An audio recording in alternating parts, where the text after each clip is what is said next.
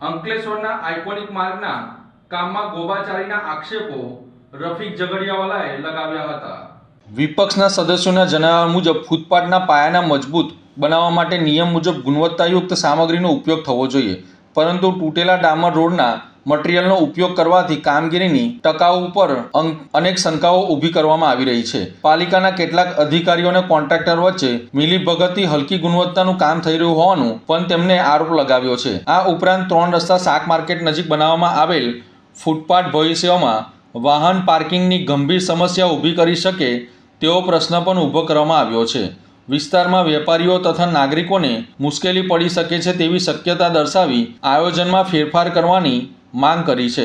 વિપક્ષ દ્વારા સમગ્ર કામની તકનીકી તપાસ કરાવી જવાબદાર સામે કાર્યવાહી કરવાની માંગ કરી છે, તો બીજી તરફ પાલિકા તંત્ર તરફથી આક્ષેપોને લઈને સત્તાવાર પ્રતિક્રિયા મળવાની રાહ જોવાઈ રહી છે।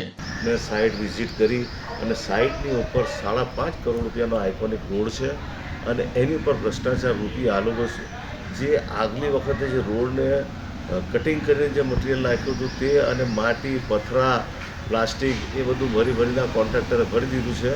ખરેખર તો આની અંદર જવાબદારી પીએમસીની અને સિટી સિવિલ એન્જિનિયરની બેની જવાબદારી ઊભી થાય। સીઓને આની અંદર કંઈ લેવા દેવા નહીં, કેમ કે સીઓ તો 2 જગ્યાએ વહેંચાયેલા છે અને સીઓ એ વહીવટકર્તા તરીકે છે, એ કંઈ સાઇડની ઉપર જવા નહીં માગે, કેમ કે સાઇડ પર જાય તો બીજું રહી જાય। એમને આરસીએમના કેટલા ચાર્જો છે, બીજી કેટલીક મિટિંગો હમણાં ચૂંટણીલક્ષી ચાલે છે।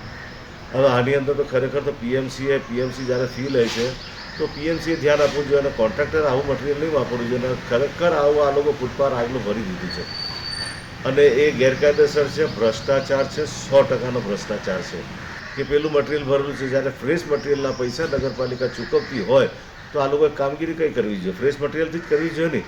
એવું થોડું જ કચરો લાવીને મૂકી દેવાનું, ખાલી દેખાવા માટેના ખાડા ખોદવાના, દેખાવા માટેનું કટિંગ કરવાનું। હવે આની ઉપર એક યક્ષ પ્રશ્ન એ ઊભો થાય છે કે ખરેખર શું આ લોકોએ જે નિયત કરેલું ખોદકામ કર્યું છે?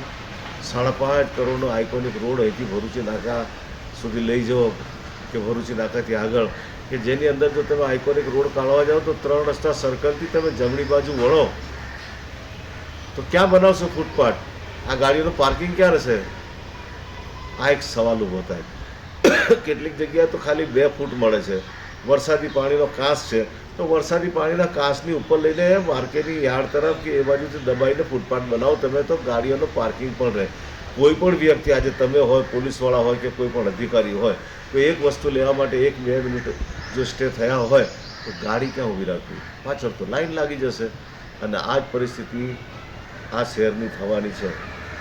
રૂપિયા ખાવાની લાઈમાં આ જે ધંધા કરેલા છે એ ખોટા છે અને અમે તો ભ્રષ્ટાચારને ઉજાગર કરેલ છે। પહેલાં પણ જે પ્રમુખશ્રીને ભ્રષ્ટાચાર વિશે અમે વાત કરી હતી। હવે જો વોર્ડના સભ્યો કે શહેરના સભ્યો ના સમજે આ ભ્રષ્ટાચારને તો પછી કંઈ વાંધો નહીં, અમને જ પારકી પંચાયત કરવાની આદત છે એવું સમજી લો।